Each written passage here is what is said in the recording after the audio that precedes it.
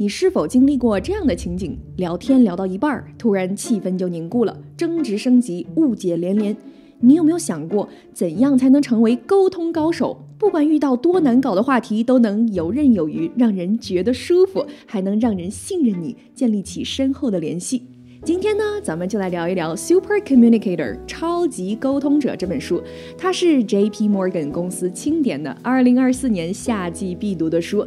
书的作者呢叫做 Charles Duhigg， 他以前是纽约时报的记者写过很多畅销书，尤其是《习惯的力量》。在这本新书里 Duhigg 透露了一些沟通的秘籍，连美国中情局的员工以及美国顶尖的医生都在用。学会了这些技巧，你更有可能和谁都能聊得来，成为人群中的焦点。接下来我就来给大家好好讲一讲这本书。1. 匹配原则。你有没有感觉和别人聊得投机的时候大脑会同频共振？就像许多爱学习的小伙伴在看我的视频的时候，可能也有这种感觉。那这种现象呢，脑科学里叫做神经同步。就像吉他手在一起弹奏他们的脑电波、呼吸、瞳孔扩张、心跳，甚至是皮肤的电脉冲都会同步。聊天也是这样沟通高手能跟任何人产生同步。怎么同步呢？得看你聊的是哪种话题，决策型、情感型还是社会型。不匹配的话，就像鸡同鸭讲。比如对方想要情感支持，没让你给一堆建议，你偏偏给了一堆实用的建议，这就不匹配，对方觉得你根本不理解他。所以你要做好匹配，这样才能听见彼此的心声，建立信任。美国中情局也用这招来招募间谍哦。1982年，30岁的 James Lawler 进入了中情局。他不懂外语，也没有海外工作经验，也没有服过役，却突然被派到了法国，负责招募外国间谍。他想用金钱诱惑其他国家的外交官，结果发现人家根本不差钱。他又瞄上了苏联领事馆的人员，没想到对方是苏联情报人员，还想反向招聘他呢。后来 Lawler 跟中东的外交人员 Yasmin 混熟了，假装自己是石油投机商，他们一起吃饭，一起逛街。眼看着关系越来越熟， Lawler 坦白了身份，问他愿不愿意给 CIA 提供情报。 Yasmin 吓坏了，当场拒绝，这活儿可是玩命的呀。于是呢 Lawler 就问上司怎么办呢？上司说要建立信任，你就得理解他，保护他，让他知道你在乎他。 Lawler 鼓足了勇气约 Yasmin 吃了最后一顿饭，心想再招不到间谍，自己就要失业了。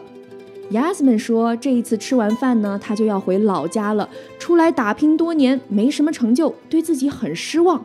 这时候 Lawler 就想到，我自己也差不多曾经干销售，卖不出东西，30多岁成为了中情局员工，却一个业绩都做不出来。两个落魄的人产生了共鸣。 Lawler 准备告别，没想到 Yasmin 说他愿意，他想改变中东，他非常信任 Lawler。 就这样 Yasmin 给中情局干了10几年，从未穿帮，是 Lawler 最信任的合作伙伴。Lawler 的这一招屡试不爽，他成为了 CIA 历史上最牛的间谍招募专家。所以无论是在家庭、工作还是社交场合，与别人建立信任的秘诀就在于匹配对话，真正的倾听对方，与他们的情感和想法同步，这样我们才能赢得他们的心。接下来我们来讲一讲，面对3种不同的对话类型，你该怎么做。2. 决策型对话。这种对话其实就是谈事儿和找解决方法，说白了就是谈判，你得弄明白对方真的想要什么。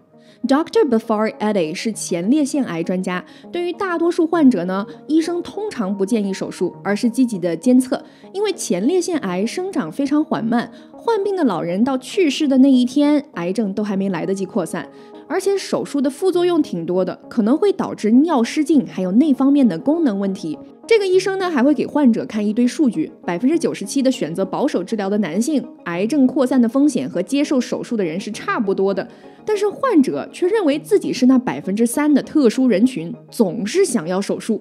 医生就纳闷了，我讲了这么多道理，病人怎么就不明白呢？这时候他突然意识到，其实自己忽略了患者真正关心的问题，他必须改变沟通方式，不要只强调数据，而是多问问题，了解一下患者的经历和价值观。他们最关心的其实就是不让家人担心，或者不影响退休以后的生活，或者参照一下身边朋友的做法。就这样呢，Ed医生从他们的需求出发，终于把他们说服了。这就像咱们中国古代的医生总是望闻问切，就是这个道理。你要先搞清楚别人想要什么，你才能探讨解决方案。想要搞清楚别人真正想要什么不容易的，因为别人通常不会直接说出来。比如工会领导公开说要争取更高的工资，这可能只是表面的原因，深层次的可能是为了在支持者面前树立一个伟大的形象，或者想要从竞争对手那里夺权，或者只是想要老板的尊重表示。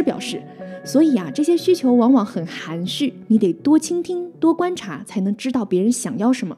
我自己在做新闻访谈和教育的时候也有同感。我觉得记者或者老师的工作其实不只是传递信息和知识，而更像是心理咨询师，问几个关键的问题，然后大部分时间都很专注的听，不做任何的评判，和对方的情绪同步。我用这个方法好多年了，采访过各种各样的人，从伊拉克战争的难民到枪支受害者，再到药物上瘾者、跨国收养的孤儿等等，不同国家不同文化背景的人都愿意和我分享他们的故事。是因为我采访技术很高吗？其实不是的，只是我真的很感兴趣不同的人的故事、境遇和选择。对我来说，这些都是很宝贵的经验和历史资料。我真心觉得现代生活太忙碌了，大多数人似乎都只关心自己的一亩三分地。一旦有人愿意停下来听你的故事，你就会觉得自己的世界被看见了。回到这本书，他强调谈判不是一场零和博弈，这是哈佛大学法学院的教授 Roger Fisher 提出来的洞见。他曾经参与过马歇尔计划，也参与结束了越南战争。他研究发现呢，顶尖的谈判者关注的是如何把蛋糕做大，而不是争夺最大的那一块。我们要保持好奇心，多问问题，多倾听，这样才能互相尊重利益。书里引用了一句 Fisher 教授的话：If you want the other side to appreciate your interests, begin by demonstrating that you appreciate theirs. 了解了对方的需求之后，我们就可以提出各种新的建议和新的话题，观察一下对方什么样的反应，然后引导对话，朝着双方都满意的结果去发展。3. 情感型对话。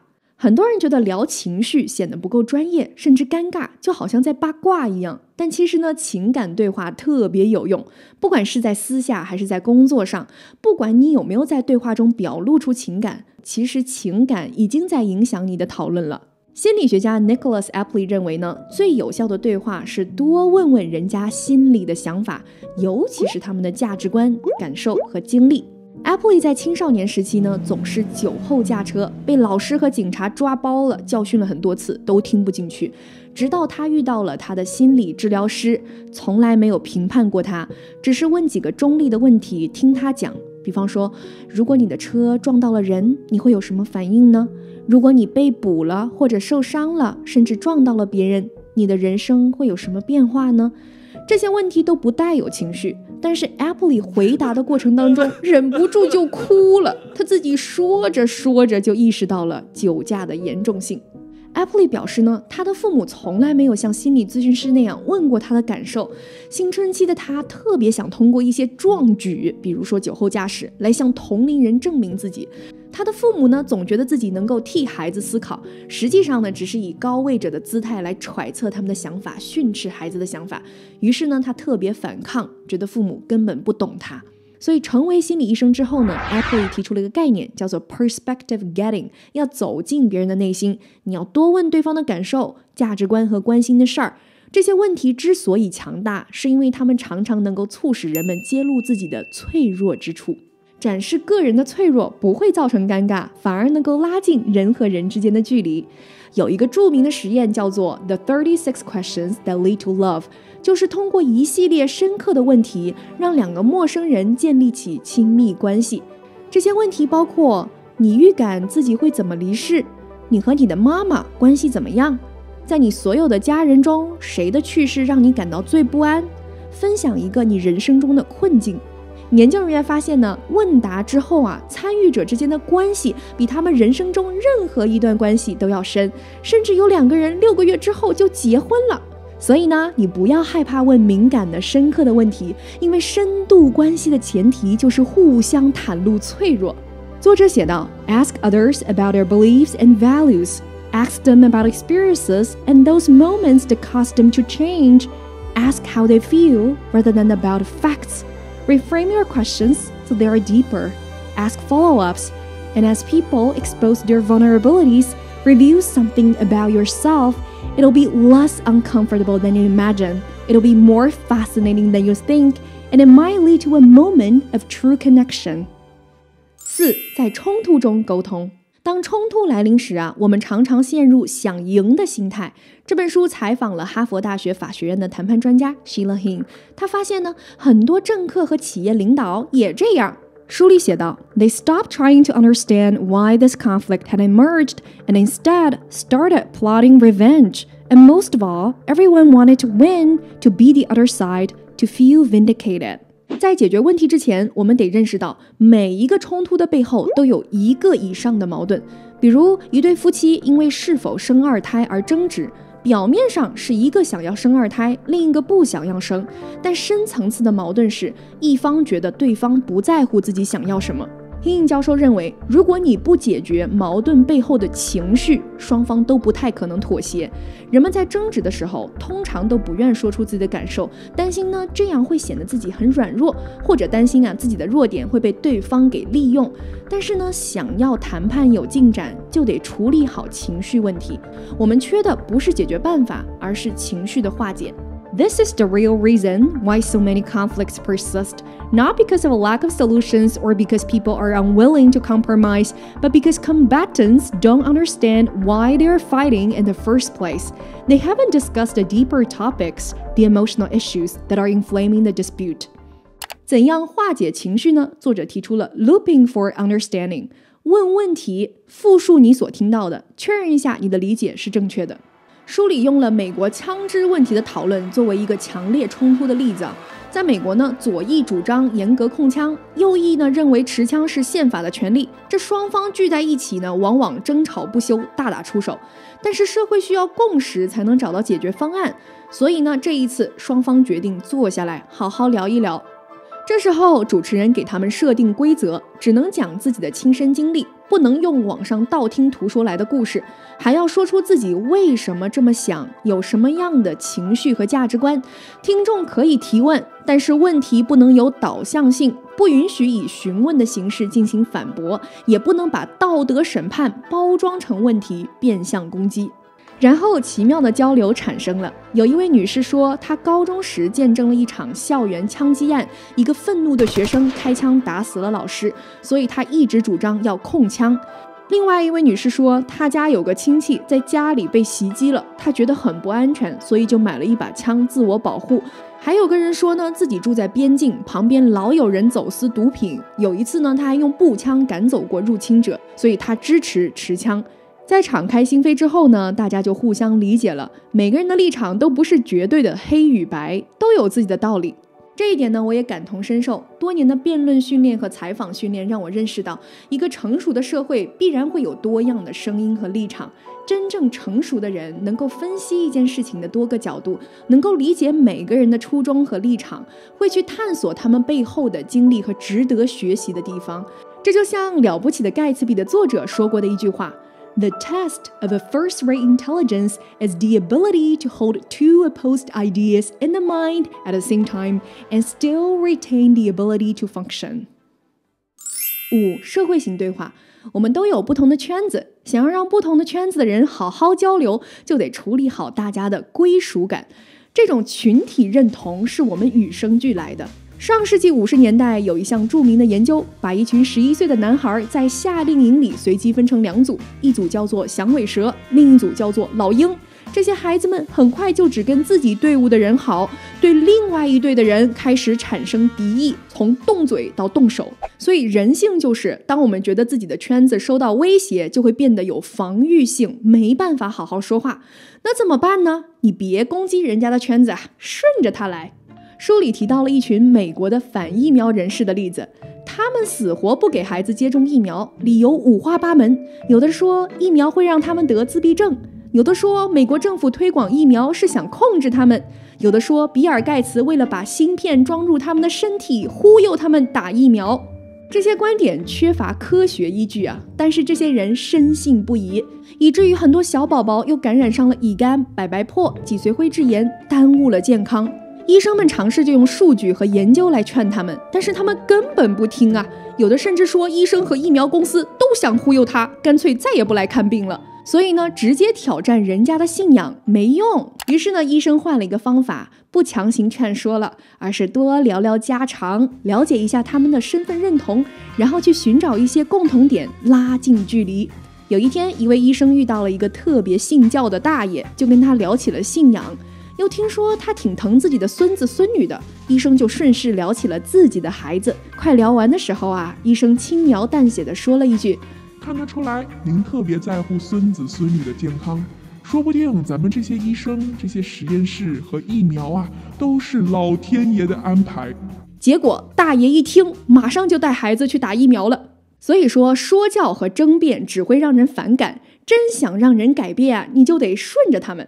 这一招呢，在心理学里叫做动机式访谈，上世纪80年代产生的，专门帮酗酒和吸毒的人下定决心改变。这不是硬劝啊，而是问问题，听他们倾诉，让他们自己找到改变的动力。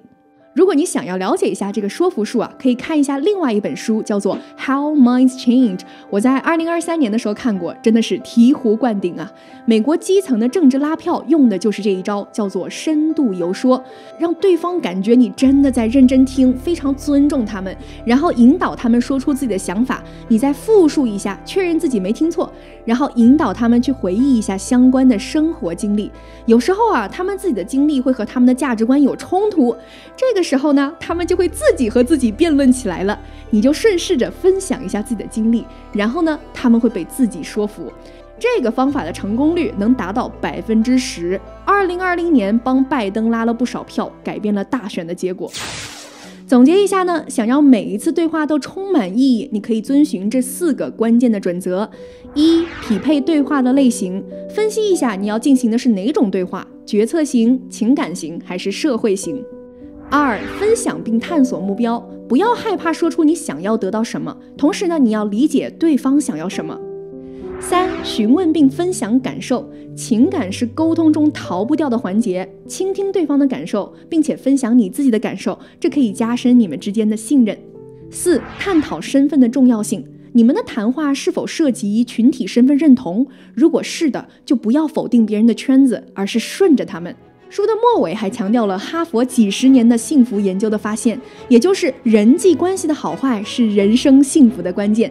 所以呢，咱们得学会怎么沟通，这不仅对工作有好处，也能让生活更舒心、更幸福。沟通不是一场战斗，而是一座桥梁，连接着每一个独立的个体。它不需要我们放弃自己的观点，而是要求我们拓展视野，去拥抱多元的声音。这本书的魅力呢，在于它的故事性。作者凭借着资深记者的功底，为每一个观点和研究都配上了很好读的故事。但是呢，它也有一些缺陷吧，就是结构比较松散，道理和道理之间的联系不太清晰。但是呢，即便如此啊，这本书依然值得一读。它的阅读难度呢，和《纽约时报》差不多。如果你能够坚持读下来，你的词汇量将会非常扎实。那么大多数的个人成长类的英文读物啊，也就不在话下了。好了，今天的讲书就到这里，我是爱读英文原版书的夏冰雹，咱们下期再见，拜。